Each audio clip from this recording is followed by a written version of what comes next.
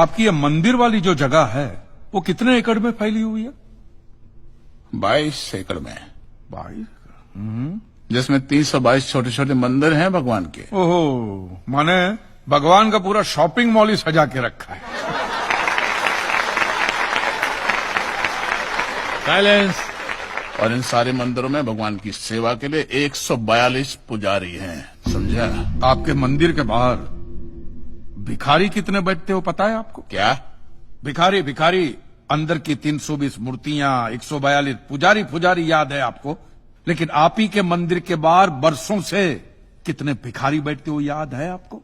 Milord, इनके मंदिर के बाहर जो भिखारी बैठते उसमें किसी को भी मंदिर के अंदर एंट्री नहीं। अब धूप हो बारिश हो बाहर सड़ते रहने का, अंदर पैर नहीं रखने का। ना मत कहना, ना मत कहना। ये आप ही के मंदिर के पुजारी ने मुझे बताया था। उसने तो मुझे ये भी बताया था महाराज कि कांजी भाई, ये केस अगर आपको जीतना है ना भैया तो हर सोमवार को आइए। तो मैंने पूछा मिलॉर्ड कि मैं कहाँ हूं? तो कहते हैं शिव जी के मंदिर में आइए और 1 लोटा दूध चढ़ाइए, फिर देखिए। मैंने बोला ठीक है, ये भी करके देख लेते। तो मिलॉर्ड में पहुंच गया मंडे को दूध का लोटा लेकर। ये लंबी लाइन लगी, सब के सब हाथ में लोटा पकड़ के खड़े हुए थे ऐसा। मैंने सोचा अंदर जरूर कोई दूध पीने वाला होगा, वरना ये सब गधे थोड़ी है जो ऐसा लोटा पकड़ के लाइन में खड़े। मेरा नंबर है, मैं अंदर गया, अंदर कोई नहीं था दूध पीने वाला, कोई नहीं। बीच में वो काला पत्थर पड़ा हुआ था, उसे शिवलिंग कहते हैं मूर्ख। हाँ, शिवलिंग पड़ा हुआ था।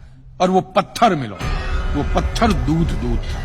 और वो पत्थर के बिल्कुल बगल में से छोटी सी पतली सी नाली में से वो सारा दूध बाहर की ओर जा रहा। मैंने बोला कि यस, बाहर तो कोई खड़ा ही खड़ा होगा दूध पीने वाला। देखा बाहर भी कोई नहीं था। वो सारा दूध मिलो उस नाली से निकलकर बाहर गटर में जा रहा। Total waste. और वो गटर को लग के एक भिखारी खड़ा हुआ था। बेचारा 4-5 दिन का भूखा होगा महाराज, भूख के मारे वो कांप रहा था। उसको शायद ये दूध ही पीना था, लेकिन गटर में से कैसे?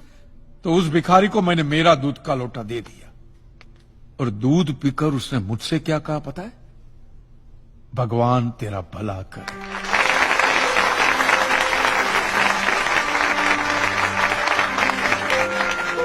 तो मंदिर में आने वाला एक एक इंसान वो पत्थर पे दूध डालने के बजाय किसी गरीब के पेट में डाले ना तो सबसे ज्यादा पुण्य मिलेगा, नहीं? और हाँ मौलवी साहब, किसी दरगाह पे फूलों की चादर ओढ़ाने के बजाय किसी नंगे फकीर के बदन पे कपड़ों की चादर ओढ़ाई जाए ना तो अल्लाह को बहुत खुशी मिलेगी। और जीसस के सामने मोमबत्तियां जलाने से अच्छा है किसी गरीब की झोंपड़ी में जलाइए, तो उसके घर में कभी अंधेरा नहीं होगा। क्यों, तुम भी भगवान को नहीं मानते क्या? अरे मैं खुद भगवान हूँ। अच्छा, तो मैं अमिताभ बच्चन हूँ। देखो कांजी, दूध, चद्दर, मोमबत्ती ये सब चलाना एक प्रथा है। भगवान की पूजा अर्चना, इन सब का मूल्य तुम नहीं समझोगे क्योंकि तुम एक नास्तिक हो। जगत की मोह माया से तुम अभी तक मुक्त नहीं हुए। आप तो हो गए हो ना, आप तो बिल्कुल मोक्ष के दरवाजे पे खड़े हो। तो ये जो रीति रिवाज के नाम पे ढोंग चलते उनको बंद करवाइए ना महाराज। शनिवार को हनुमान जी की मूर्ति पे कितना तेल बर्बाद होता है पता है आपको? लोग 2 रुपये के 5 रुपये के सिक्के यूं यूं यूं करके मूर्ति पे चिपकाते हैं। हनुमान जी इन सारे चिल्लर का क्या करेंगे? कांजी भाई बिल्कुल ठीक कह रहे हैं। साईं बाबा अपनी पूरी जिंदगी गरीबों के लिए और गरीबी में जिए। जब तक वो जिंदा रहे तेल की एक एक बूंद के लिए दर बदर भटकते रहे, और आज उनके मरने के बाद उनके लिए करोड़ों का सिंहासन, सोने का मुकुट, किसके लिए बताइए महाराज। एक बात बताइए, जो भी भक्त भगवान की श्रद्धा से सच्चे दिल से भक्ति करता है उस पर तो उस परम कृपालु की कृपा दृष्टि रहती है ना? रहती है ना? आया ना? तो चलिए महाराज मुझे ये बताइए कि अमरनाथ और वैष्णो देवी की यात्रा पे जाती हुई बस नीचे खाई में क्यों गिर जाती है? वो तो भगवान की भक्ति के लिए जा रहे थे, श्रद्धा से भजन गाते गाते जा रहे थे, तो भगवान ने डायरेक्टली उनको ऊपर बुला लिया। और आप मुझे एक गाड़ी ऐसी बताइए जिसका एक्सीडेंट हुआ हो और जिसके अंदर भगवान की मूर्ति या फोटोग्राफ ना हो। बताइए बताइए। I object my Lord.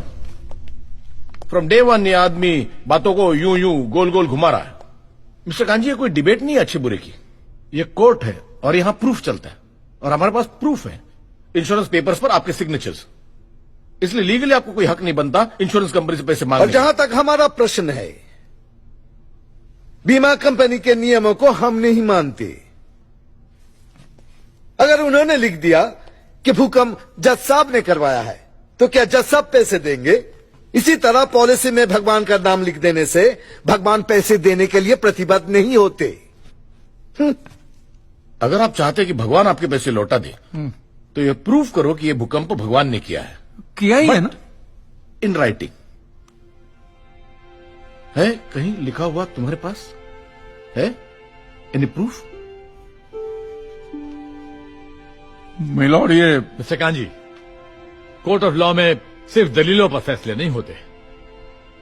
आपकी दलीलें, आपके आर्गुमेंट्स आम जनता के लिए कितने भी वैलिड क्यों ना हो, लेकिन अगर आप उन्हें साबित नहीं कर सकते हैं तो उनका कोई मतलब नहीं। आपके पास कोई सबूत है? No milord. In that case यह अदालत आपको 1 महीने का आखिरी मौका देती है।